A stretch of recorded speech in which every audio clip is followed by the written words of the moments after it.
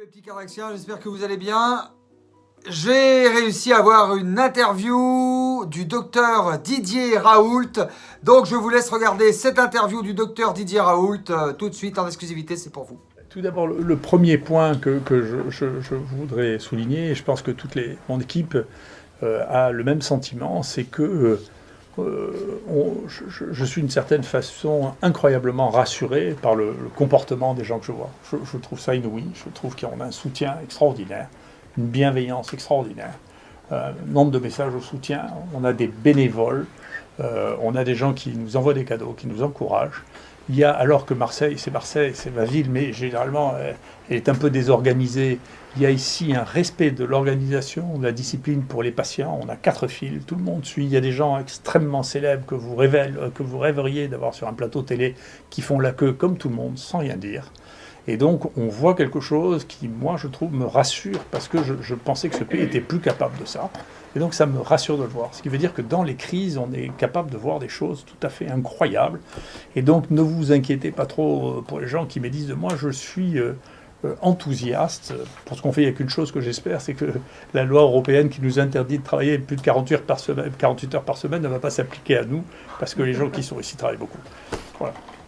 La deuxième chose, c'est sur le plan du travail. Écoutez, le traitement, les stratégies diagnostiques qu'on a mis en place fonctionnent bien. On a testé 50 000 personnes ici maintenant, donc, ce qui nous a permis de détecter 2400 personnes infectées ici, qui on a proposé des thérapeutiques.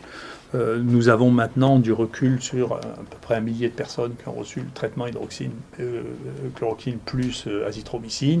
Les choses se sont très bien passées. Nous avons eu à déplorer un décès qui était un homme de 84 ans. C'est tout pour l'instant. Donc après 3 jours de traitement, ce qui nous permet de commencer à avoir une véritable évaluation. Donc on est très satisfait. Faites attention, ne vous auto-prescrivez pas ça. En particulier, il faut qu'il y ait un médecin qui vous prescrive, il faut que vous ayez un électrocardiogramme, qu'on dose le potassium dans votre sang. Il ne faut pas improviser, ce sont quand même des médicaments, et donc il faut y faire attention. Mais globalement, les résultats qu'on a sont très satisfaisants, et je suis très content que l'équipe chinoise vienne de publier une étude comparative entre l'hydroxychloroquine contre pas de traitement, et qui montre qu'effectivement, dans notre cible, qui sont les gens qui sont modérément malades, diagnostiqués au début, l'hydroxychloroquine a un succès important.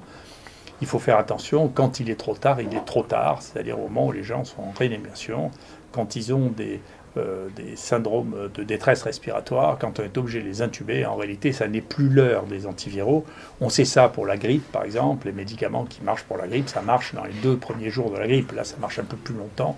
Mais c'est au début qu'il faut lutter contre les virus. Une fois que les lésions sont faites, elles sont un peu irréversibles et on n'arrive plus à les arrêter. Donc, nous, on continue à avoir des données, comme les Chinois, qui montrent que quand on soigne, on détecte les gens, quand on les soigne au début de la maladie, on a des résultats qui évite une évolution défavorable, et on est content que les choses aillent dans ce sens-là. Donc c'est ce que nous avons maintenant et ce dont nous sommes contents en termes de résultats. Bien entendu, on communique ces résultats quotidiennement au ministère de la Santé, à nos autorités de santé, de manière à ce qu'ils en tiennent compte pour les décisions qu'ils ont. Si cette vidéo vous aura plu, n'hésitez pas à partager la vidéo sur les réseaux sociaux. Vous pouvez retrouver la chaîne de Cardaxi sur tous les réseaux, LinkedIn, Instagram, Twitter, etc., etc. Je vous dis à très bientôt sur la chaîne de Cardaxi. Je vous embrasse très très très très fort. Et surtout, restez bien confinés. Restez bien confinés. Restez chez vous. Je vous aime très très fort.